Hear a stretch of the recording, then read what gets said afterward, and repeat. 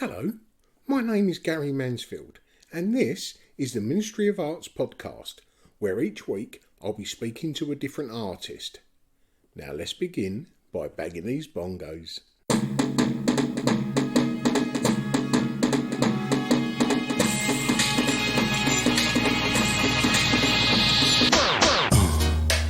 Yeah, right. Crazy. Hello and welcome to episode 249 of the Ministry of Arts podcast. Today I'm going to be introducing you to Holly Searle, aka the Subversive Stitcher. I first met Holly when we was both showing in Cash is King at the Saatchi Gallery several years ago, which was co-created by a good friend of the podcast and good friend of Holly's, Carrie Reichardt, who we speak about in this podcast. Her work, as her moniker might indicate, is a politically charged commentary on social injustice, created with needle and thread. There is a nostalgic visual innocence to Holly's work, none more so than the current exhibition at the Riverside Studios, where she is using vintage tea towels as her canvas, with fabric text cut from a fridge magnet alphabet. Perfect. Well, I don't want to give away too much about this episode, so please come with me as I spoke to Holly Searle, aka the Subversive Stitcher. Hi. Hello, how are you? Hang on, you can't see me, can you? Let me just get that up. Sort that out. Where are you? Here we go. Start video. Hey! Oh no, turn it off, turn it off! Yeah, that's not what you want to see on the How are you today? You good? Yeah, I'm pretty good. Yeah, not too bad, thanks. Good. Just been trying to sort this out so I could do it on my phone and everything, which sometimes is not always easy. So, That's yeah. all right. How are you today anyway? You good? Yeah, no, I'm really good. Yeah, I've had I feel really good today because I've been really busy lately, and then it's really funny, like when you make stuff, because you just go up in roller coasters, don't you, of kind of art admin, doing art, doing all the boring stuff, and then trying to think of looking for panning for more gold, I guess. So but I'm pretty good. Yeah. Good. Is it nice and sunny where you are? No, it's overcast. I can't remember it was sunny this morning, but it's not sunny now. So yeah. So whereabouts are you at the moment? Yeah, I'm in kind of Greater London. So I'm over in sort of, well, we ended up in Uxbridge, but that's a whole long story attached to that because I was born right in the middle of London near Trafalgar Square, but I was always in West London, which is like how I know Carrie and everything, because we kind of grew up in the same bunch of people. And then during COVID, we all ended up being in the same sort of place because myself and my kids, we all shared a house together during that time, we had a great time. We had a really good positive experience with COVID, but so that's how I ended up here, and we're about to move again. So I've got no idea where I'm going to go. So anyway. We mentioned there about Carrie being Carrie Reichardt. Your work lends itself so well to hers, doesn't it?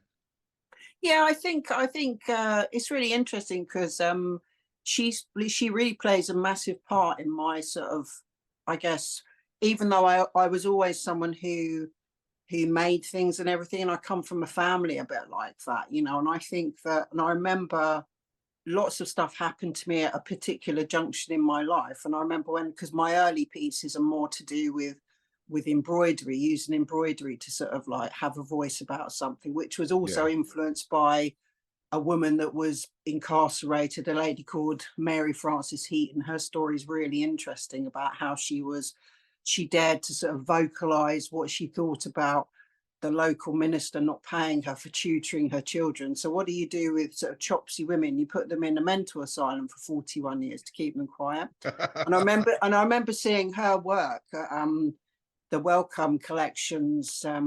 They had an exhibition about mental health, and she'd used these samplers, a classic sampler, to petition Queen Victoria, and it really had a profound effect on me. And I thought, wow, I never really thought about using because I can't paint and things like that. And I thought I never thought about using that medium to sort of like have a voice. And that all coincided with me reaching a certain point in my life. And, you know, when I'd always been a really shy kid. And I remember Carrie was still finishing like the front of her house and everything, her mosaic Yeah. house. And I remember I went along and sort of like, we sort of rekindled our relationship, I suppose. It was like, yeah. So I mean, I know Carrie from that, but we kind of know each other from doing this kind of stuff. But then Yeah. we also know each other because I knew her brothers and sisters, and we all sort of grew up in the same sort of bunch of people around that area and everything. But also, yeah. So she was brilliant because she said to me, you know, you have on your Instagram account, you have like, this is your personal account. You need to divide those and have like an art one as well.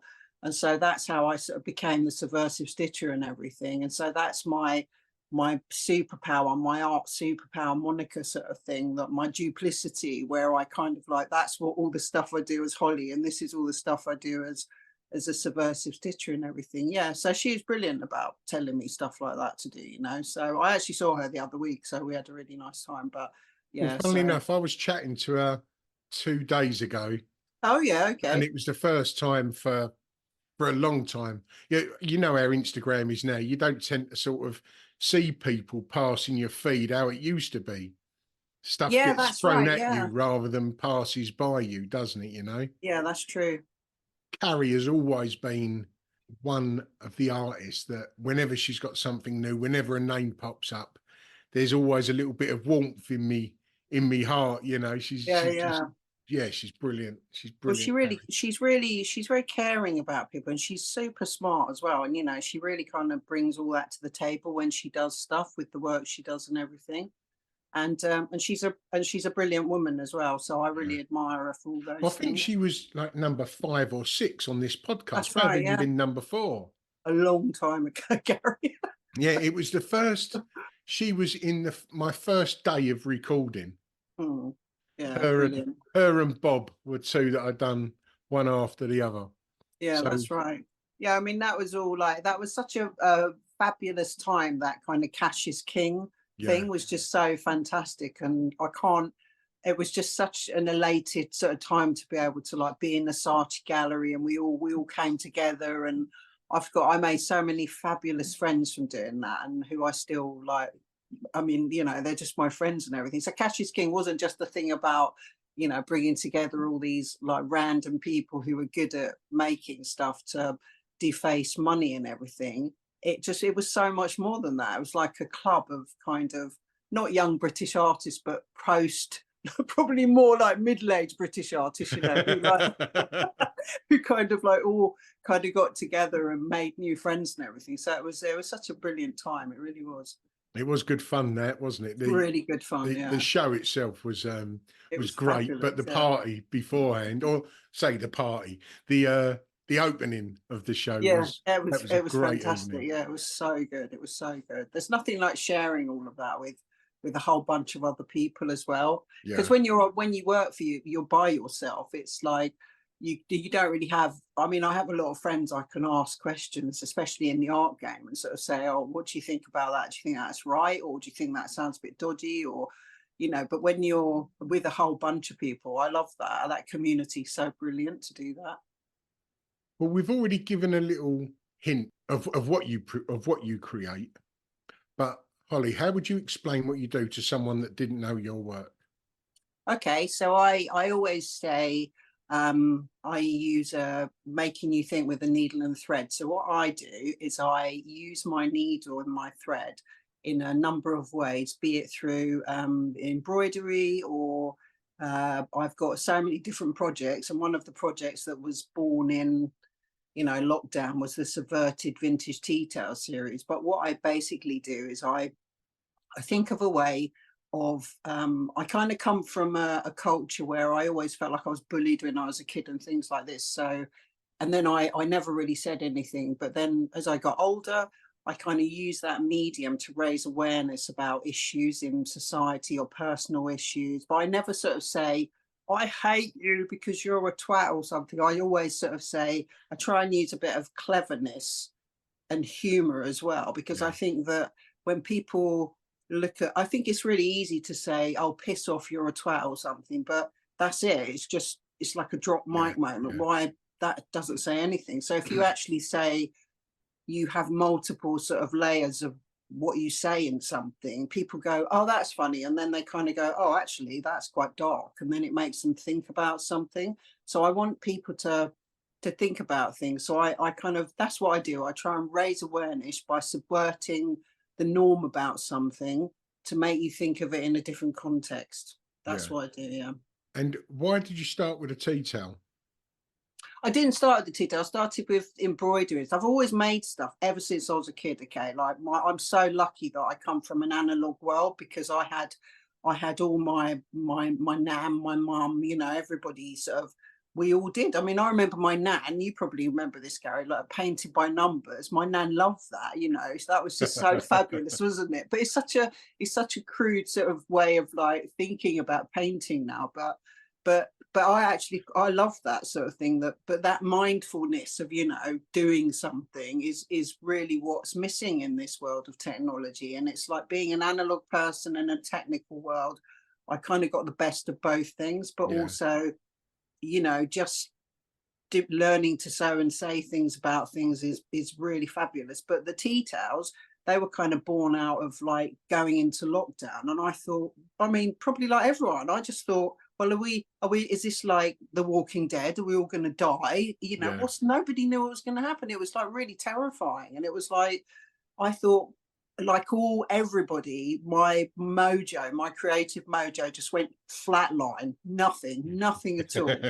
And I just thought, well, I can't, everything that I'd ever made up until that point, it was always come from a place of having a quick conversation with someone, something I might have read, something I might have heard on the radio, but everything was just COVID. Everything was the pandemic, you know. So I can't remember. I thought, you know what, don't worry about it. Watch Tiger King and just kind of like everyone else and just let your Make brain... a bit of banana bread. Exactly. Let your brain rest, because I find what I kind of tell myself now is, if I can't think of anything, distract myself with something else, and then eventually in that process of your mind being relaxed, something will come back to it. So I remember I was just literally going on a well-known auction site on a balmy, because that first lockdown was really warm. There was no, it was not like the weather today, you know, it was kind of like there were no planes, you could hear the birds singing. It was like ideal for us all to just reset in this, which was a strange juxtaposition to what we were all going through, you know.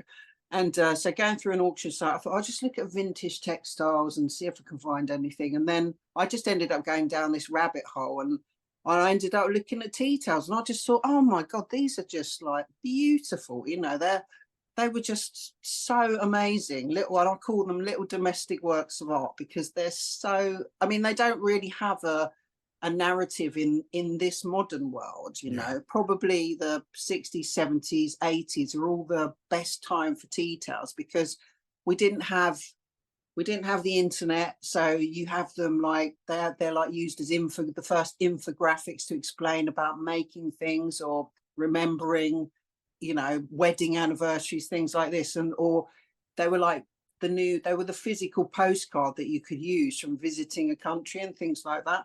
So I thought, wow, these are just like really kitsch and brilliant, and the colors are bold and they're fantastic. So I started ordering some, and I thought, well, I wonder if I could use that as a basis to say something about something else. So I just got them, and then I was listening to a lot of radio, you know, and podcasts and things like that at the well to just distract myself. So I just used them as a basis to say something, use the narrative of the context of the tea towel to lay over felt letters, which I literally get fridge magnets, draw them and cut round them to sew those onto there. And then I just went from there. And then I thought, oh, maybe I'll make 100 of these, and they'll be like a narrative about things. And then I thought, well, I'm free. It's like when you write a story, you know, I thought I could just say what I want to say about anything within reason, you know. And then things started to happen. And then Boris Johnson was an absolute gem for that time.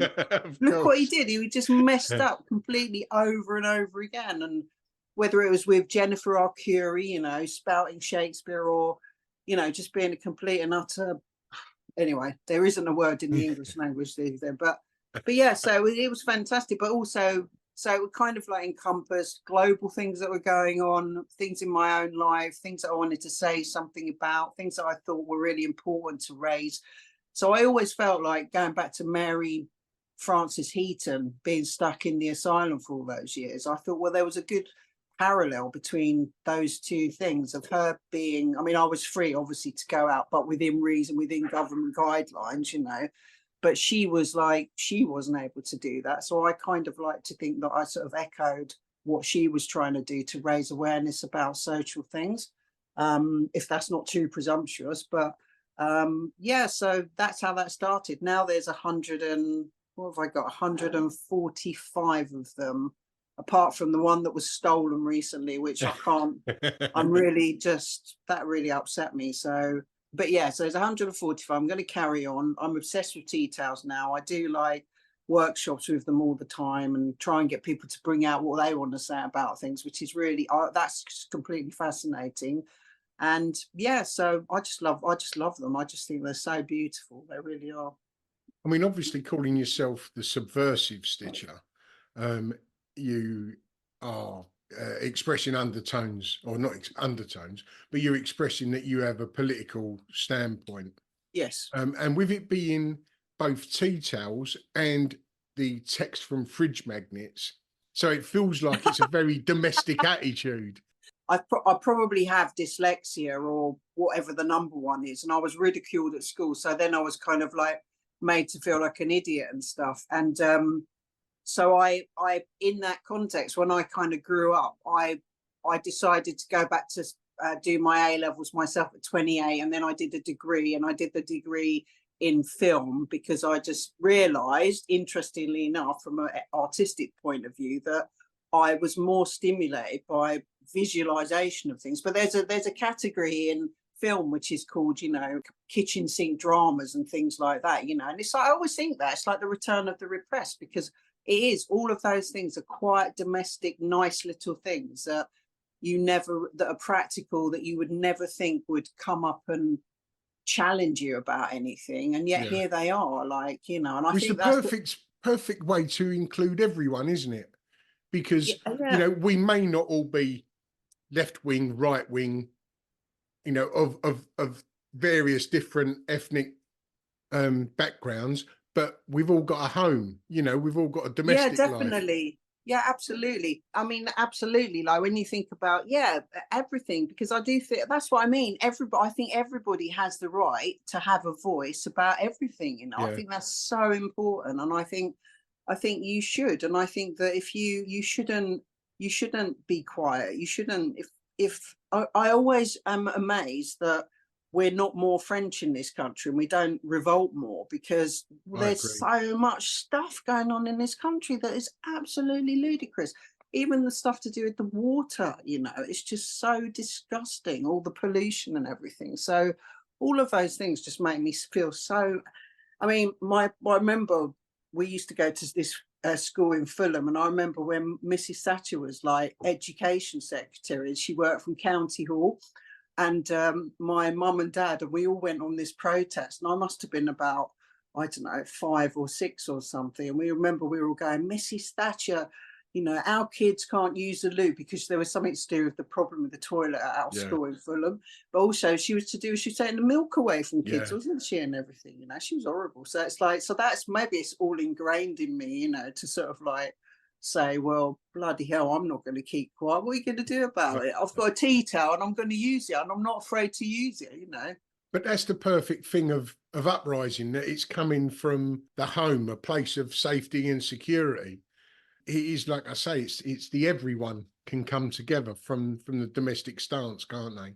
Yeah, they definitely can. And I think it is really interesting, because I think in the domestic sphere, it's like you would think that everything you work for and everything you work to protect and everything should be protected. It's like everyone's castle, you know. It's like, but in fact, it seems like the lines become more blurred about you should feel safe in your home. You should be able to control your own narrative. But in fact, that line is becoming less and less in your favor, Yeah, and yeah. you do need to stand up and say something, because it's like, I mean, there's something about, if you're, if you're in receipt of any sort of benefits, it's going to get to a stage where the government is going to be allowed to access your bank account details to Yeah, I see know, what it's you're bonkers, isn't spending. it?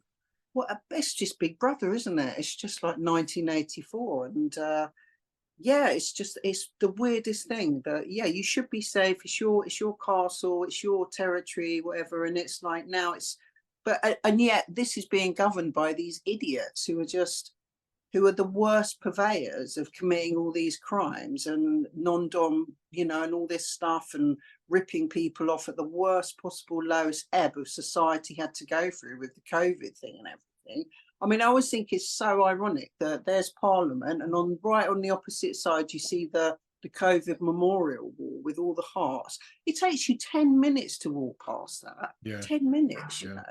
And I'd be so ashamed if I worked in that place and had to see that every day, which is it's almost like a heckle, isn't it, from the Yeah, other side yeah. of the river, But I don't think anything with emotion tends to penetrate Parliament, does it? Or at least this government, anyway.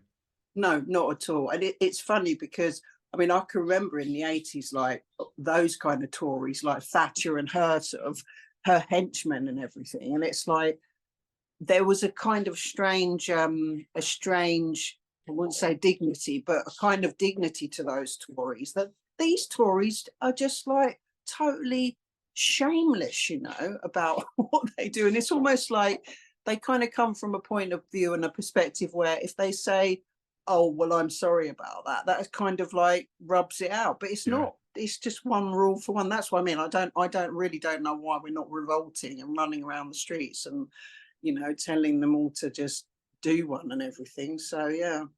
You mentioned about as a child growing up in the centre of London, and that your family were fairly creative. In what respect were they creative? Oh, goodness me. Well, I mean, I had my dad. My dad was an interesting character. He's from the East End of London, and there's a really interesting place in Powys Road called Kingsley Hall. And these two sisters, called the Lister sisters, they were like the first sort of philanthropists, I can never say that word, and Gandhi famously stayed there. So and they kind of like reached out to the local community and got all the kids that were poor, because it was I mean, that's really like poor, and Yeah. during the war, my dad was taken with them to this mill in Hertfordshire where he grew up in the country, and my dad always wanted to be a painter, and all of his life, and he went to goldsmiths and he did all of these things. So my dad always had these kind of like aspirations to be an artist, which he spent half of his life in London, and then he spent the other half of his life in West Cork in Ireland, where he set up like West Cork sort of the art centre and everything. It's all different now. It's all what I call more kind of, it's not what it was. I think there's something really beautiful about the initial stages of setting up everything, where there's a more honest approach about creativity. So my dad was always doing stuff like that. And then my mum was always making things, and she was always making, that was very much a time of like, I guess sort of Bieber and things like this. And my mum was from Mitcham, and she hated that suburban life, and she wanted to go and live in London and do all these things. And my parents lived in Soho. When I have got an older brother, and then I've got two younger brothers, and they lived in Soho. And I remember saying to my mum, bloody hell, that must have been like extraordinary living in Soho. Like when you're, I mean, it was only it was just like one little room. It wasn't like all Yeah, ritzy. yeah. It wasn't like the sanitized version of Soho that exists today. It was like, well, Rackman's Soho, all these things. My parents knew people like, Michael X, all these like people, because I think life was a bit smaller then in their Yeah, group of yeah. friends and everything. And my mum worked at Ronnie Scott's jazz club, and all the people she met, and they were so poor. And I remember my mum saying she wished she'd always had a camera, because she could have taken, she'd love to have been able to take photos of people, and my brother sat on Ella Fitzgerald's lap and all these things, which all sounds like, but that was all part of my family. So I think I never really thought my family was different from any other family, but we were quite lucky, because my family was sort of like, yeah, like read this, watch this, it's quite interesting, sort of thing. when my parents sort of they split up and my dad went to live in Ireland and he became quite a famous artist. Like he's quite a famous painter in Ireland. His name's Searle.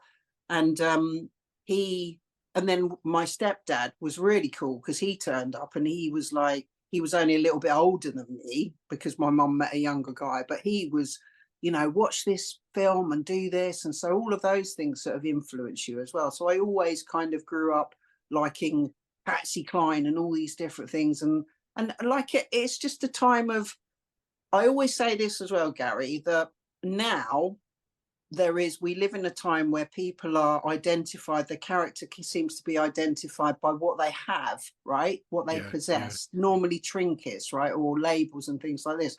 I'm so pleased that I kind of grew up in the sort of 70s and 80s because we were kind of defined by going to Kensington Market and buying stuff from there. And, you go to Oxfam and you could get like vintage 50s dresses and stuff like that. And we always, if you couldn't find the shoes you wanted, then you'd spray paint shoes and do things like that, which is all very sort of Vivienne Westwood, I suppose. Like, you just, and that's what created your identity, was what you could see, And I'm just always so grateful for that because we went through two-tone and, oh my God, I used to be a rockabilly. Then we all went through this two-tone thing. And just music has a massive influence on all of that. And just well, so I think many that things. was the changing point round about those times because we was always influenced by the music.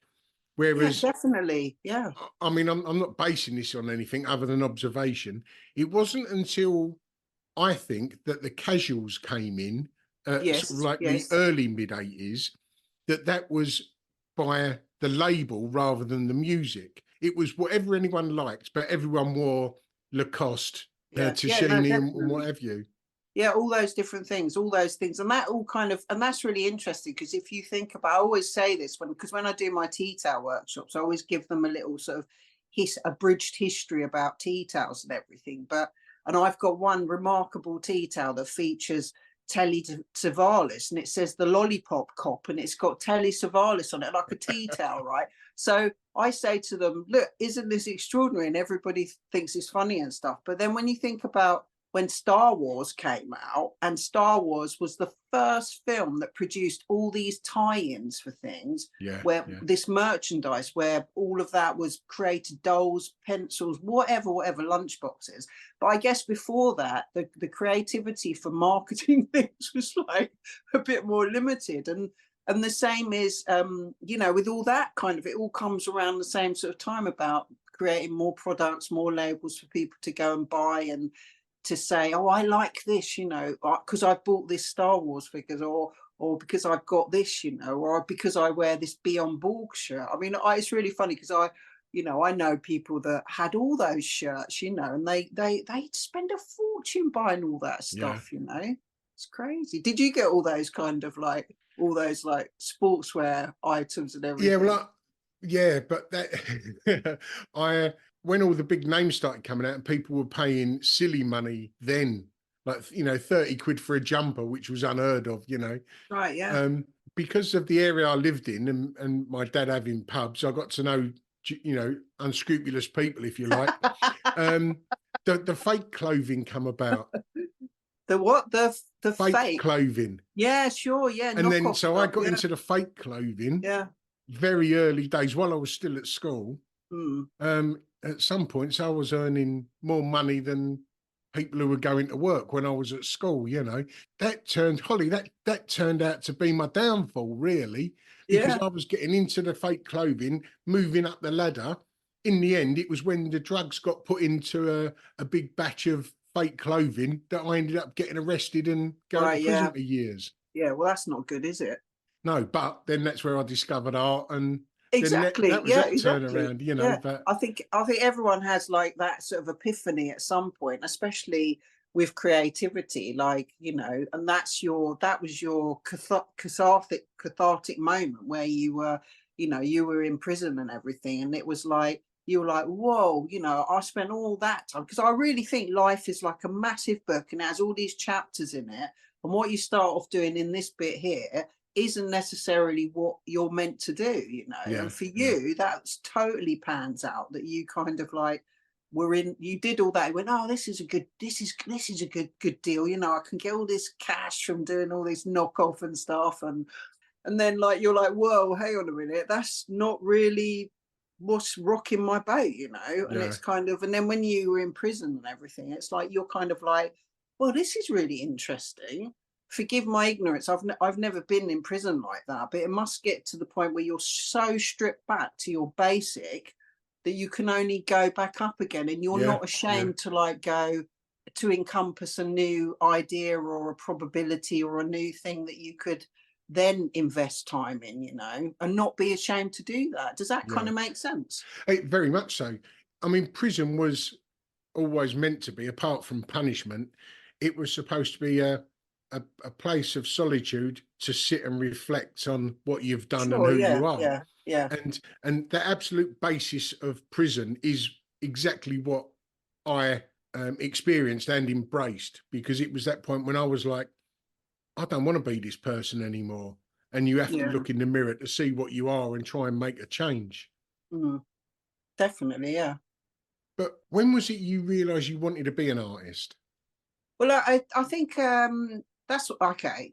Like that, I was thinking about that. You were talking about this, and I was thinking about there. I've done every job apart from being in a circus. I think I've probably done every job you could possibly imagine, right? And it was like I've been a single mum twice. I've got two really amazing children and everything. And it was like I brought them both up by myself, and then so I just had this whole kind of I was in this hamster wheel of like, you know, I kind of still made things like cards for people and things like this, but then I was just literally, my life was just great. That's the only way I can describe it. Okay. And then three things happened at once. One was that I was finding it really difficult to live in my home because there was an issue with where I lived, to do with like antisocial behavior.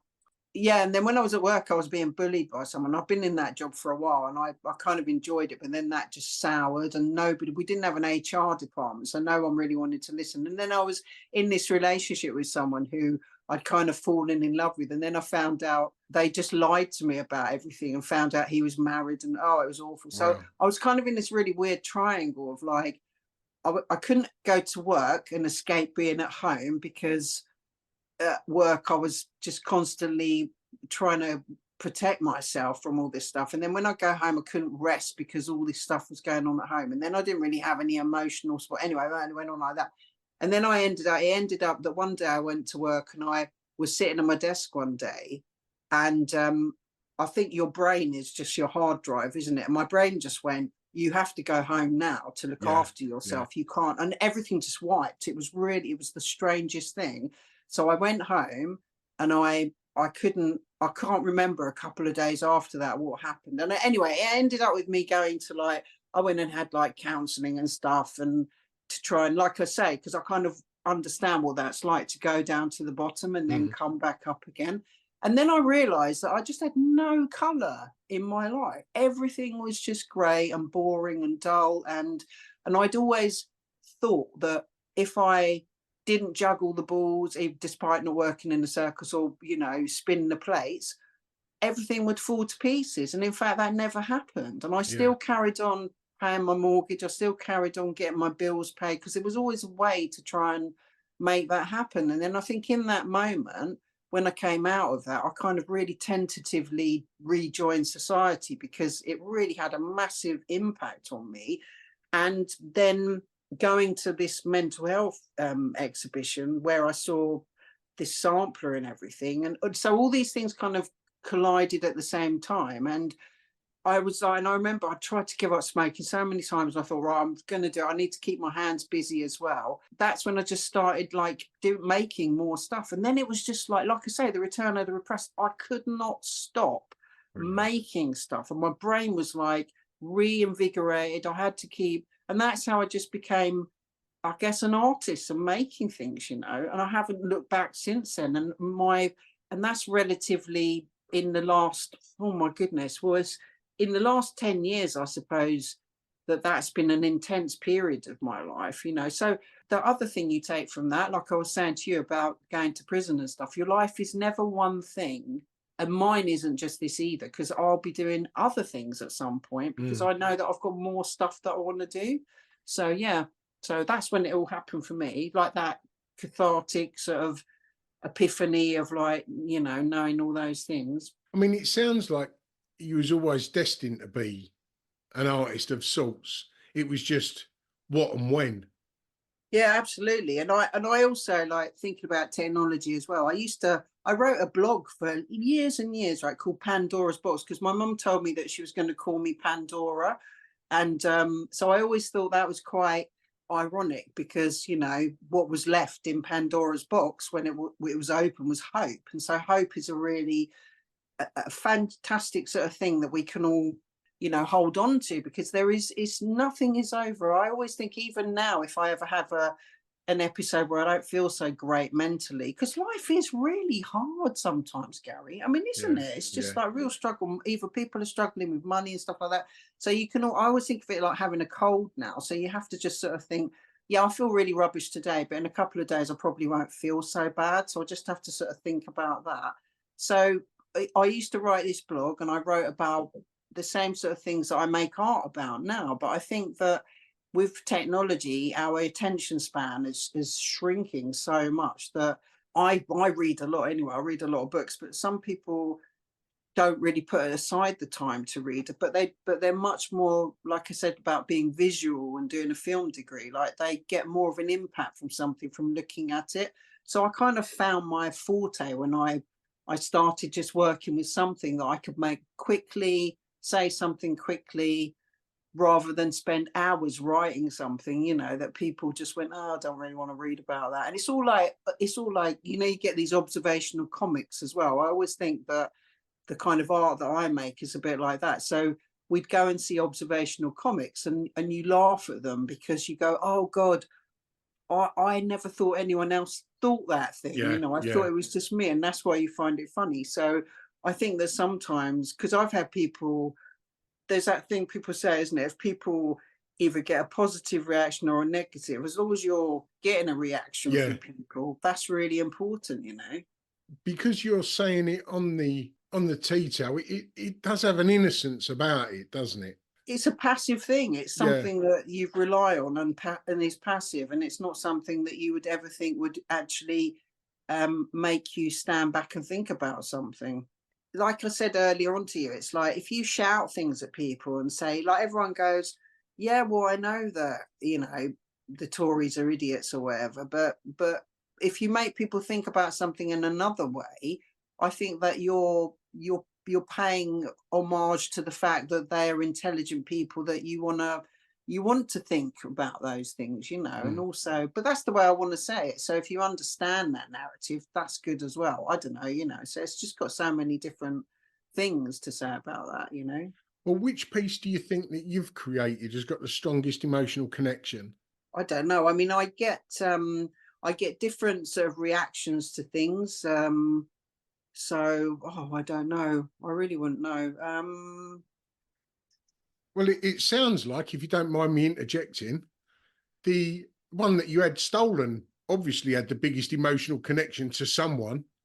Yeah, but that's really, you know, what's really weird about that one is a lot of the particular ones in the tea towel collection. I get a lot of emails, people asking me about them, are they for sale and stuff, and, you know, because they wanted to buy it and everything. But no one's ever asked me about that one in particular. But the story behind that Tell is us, that, sorry, to tell us how it came about being stolen and what it was and what have you. yeah, okay. So I was invited to show the tea towels in sequential order, because they're really important. Because one of the things that came out of creating them was that actually they became like a diary of events that happened from, like, this time in lockdown 4 years ago, and then to what's happened since then. And I find that really fascinating. So not only do they contain their own little narrative, there's a whole narrative. So they're all exhibited in sequential order. Okay, one to, I think it was 139 then, because I've made more since then. And so they all have their own sort of sequence of events, and they all represent different individual things, and they all had little cards. So where they were all being shown, which was, shall I say where it was? Riverside Studios. Riverside Studios is an arts complex centre where they filmed like the first Doctor Who. So I'm a big, massive Doctor Who fan there and everything. Lots of great TV shows right on the River Thames, and really successful. I was getting loads of people saying to me, "Oh, this is great. I love your work and everything. And I'd love to buy this one," or whatever. And then I told the people that were on the kind of box office reception, if anyone asked about things like that, just to give them one of my little cards and they could get in touch with me. So what happened on this particular weekend was that I've been told that this particular tea towel had fallen off the wall, and somebody, a patron, had folded up and put it on the back of a chair. So the this particular, now it was a lady that took it, okay, which really upsets me as well. So she'd been at the box office and talking to the staff and saying to them, "Oh, I really want to buy one of these tea towels." I mean, how many exhibitions have you been to, Gary, and looked at art, right? You might like to want to buy something, but you'd find out about it because that's what those little red stickers are for, or but you don't take it away. It's not a McDonald's or something. You can't just have it there and then to take it away. So the lady on reception explained to her and said to her, "Well, if you want to find out about them, you need to contact the artist." So Megan gave her a card and she went, "Okay, all right," off she went. And then she's clearly seen on CCTV TV taking that one off the back of the thing and putting it in her bag. Now, I don't know whether, I did think about it afterwards, and I thought, well, maybe her intent was to actually return it and a bit later, but actually the trajectory from where it was to where reception was is quite short. And I don't know, it just really pissed me off because I just thought, and that one wasn't a particular one that anyone ever asked me questions. So I think that was definitely, it was the opportunity arose, and so she just helped herself to it. But I don't know how you could possibly enjoy that knowing that you took it. And then my anxiety got really bad, and I was thinking, well, because then I made a piece of art to replace the piece of art that was taken. And it was the Queen, it was a tea towel of the Queen of Hearts on it, and the Knave of Hearts stealing her jam tarts. You know that rhyme, the Queen of Hearts. And so I just put, "You stole my fucking heart." But the art in heart was a different colour. And so I said, right. And I went the next day, I went, right, you got to put that piece there.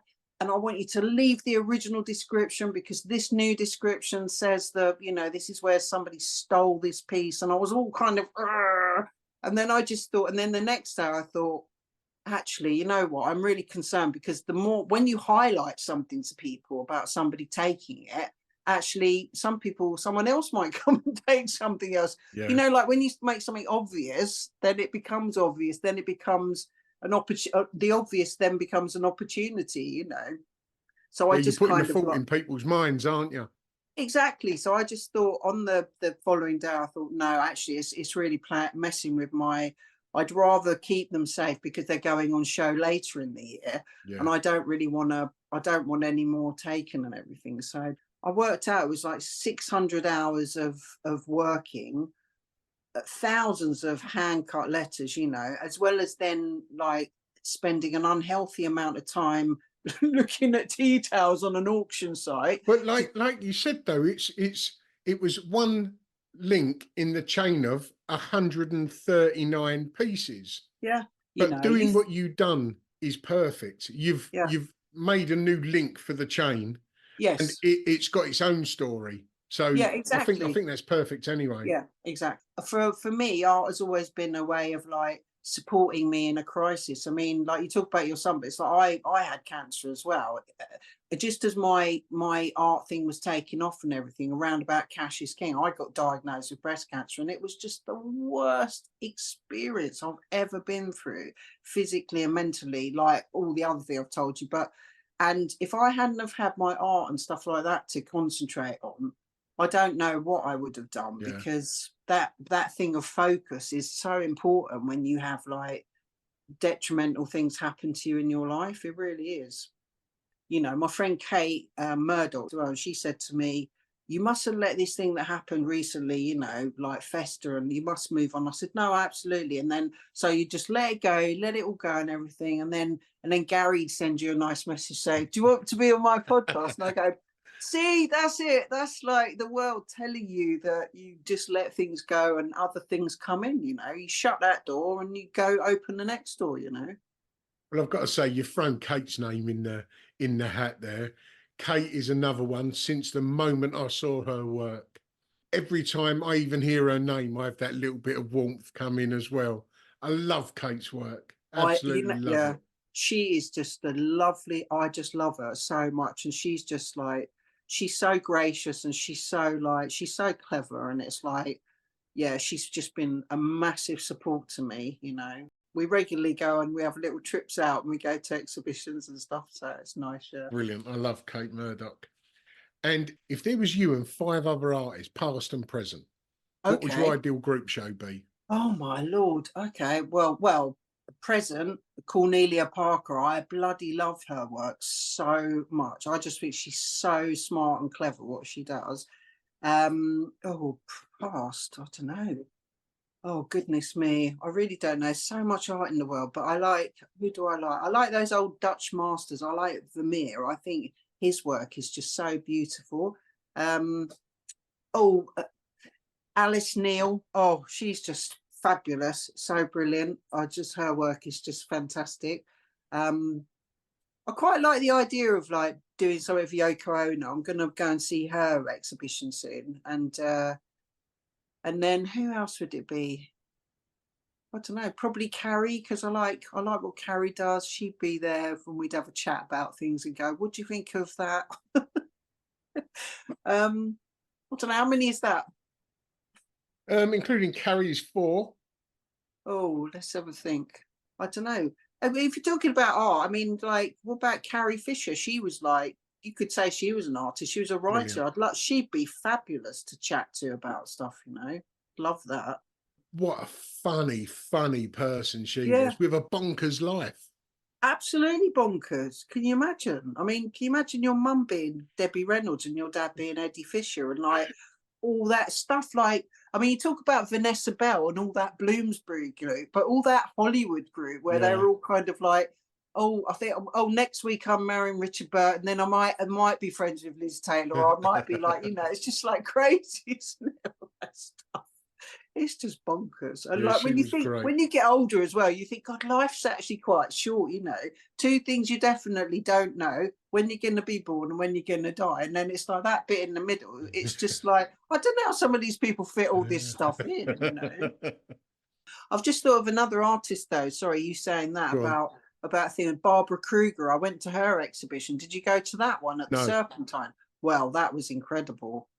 That was a bit like Cornelia Parker, but with just words and saying things, and that really blew my mind. So I'd have to like, maybe I'd have to bump someone, and I'll bump Vermeer and then bring her Barbara Kruger. I think definitely, because she was like, that was like, whoa, she's read my mind, you know. Yeah. So that was great. Yeah. It's great when that happens, isn't it?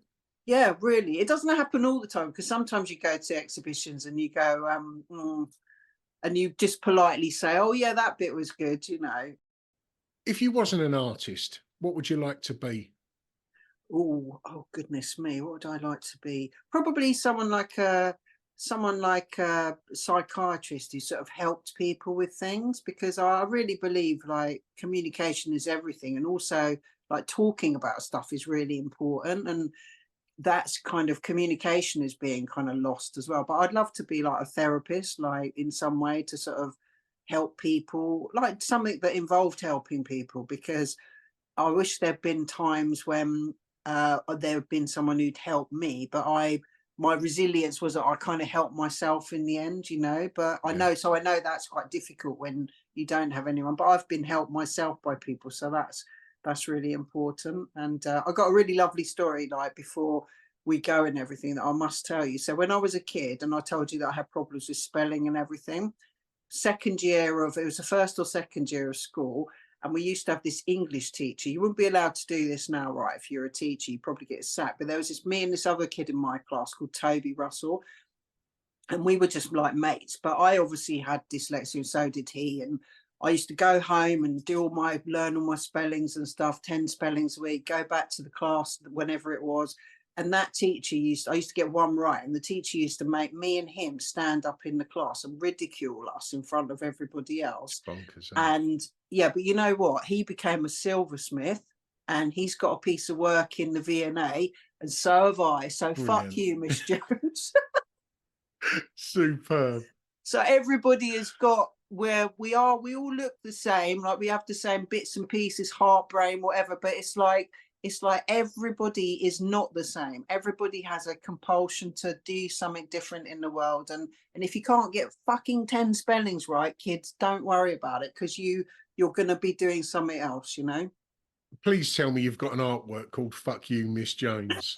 I'm going to make one, I think. Oh, you should. It's perfect. I should, yeah. But that goes And- back to, like, this is what comes out of having conversations with people that I'm going to put that on my list of things to do now. What have you got coming up at the moment? Okay, so I'm going to, what I'd like to do, it's a shame that I had to end the Tito exhibition early, because I think that it would be great to have shown them a bit longer and everything, because they had such a big effect on people, and that was just really lovely for me to hear that. So I'm kind of like fishing around trying to see if I can, a space like, oh blimey, you know, Somerset House would be great for them, sort of thing. So I'm just trying to, I tried to sort of, wait, stop it. Sorry, cat attacking me. But it's like trying to, you know, reach out and find spaces that would be appropriate. I like visiting other places around the country as well. I was going to go back and do the Fringe Arts Bath Festival, but it coincides with something else I'm doing. But sorry, I'm being very long-winded here, Gary. But I've got the Knitting and Stitching Show, which is massive, and that's going to be in Alexander Palace later in the year in October. And then I'm going to Belfast to show the tea towels in the Titanic Centre. So I love Belfast. It's such an amazing city, and it's like, I can't wait to do all of those things. And then but in the middle, I haven't really got anything to do in the middle, so it'll be a build up to doing all of those things. But something else always seems to come up, you know. So, but I did say to myself this year, I'm not going to be paying for so many entries, because you don't really make anything from when you're an artist. You really don't. Most of it is just you're paying out for a lot of things, you know, and it's all very expensive. And so, yeah, so I kind of like stepping back from that, I think, now, and just, yeah, and teaching. I love doing those workshops. So yeah, and like, you know, maybe working with you to do your charity, the one that you do with Alison Lapper and everything. Yeah. She's fantastic, really. She's amazing, isn't she? And how can people see what you're doing online, be it website or social media? Yeah, so I've got a website that I've made myself, which is like www.thesubversivestitcher.com. So you can find me there. I've got a little gallery on there, and then or on my Instagram handle, which is at the Subversive Stitcher. That's right, I think, but it's got like lowercase things in it. But you'll find me anyway. You'll find me on there. That's ideal. Yeah. Holly, thank you very much for your time. See you later, Gary. Oh, bless your heart. You have a good day. See you later. And bye, yourself. bye, See you later. Bye. Well, I hope you enjoyed that episode of the Ministry of Arts podcast. It's a podcast that's produced with the help of the listener. And if you like what you've heard and you think you might be able to give a little support, there's two ways in which you can do it. If you go over to the Ministry of Arts Instagram profile, you'll find a Linktree drop-down box. And in that box, you'll find two links. One is called Buy Us a Coffee, and it's pretty much that. You can make a one-off payment, the price of a cup of coffee. Or, if you're able and want to do it more long-term, you can become a Ministry of Arts Patreon, where you can sign up to support us on a monthly basis, and 100% of your support goes back into the podcast. And if you're not able to do that, that's absolutely fine. This content is free for everyone. But we would urge you to follow us on your socials and show us a bit of love that way. Either way, thanks for listening, and see you next time. Ta-da.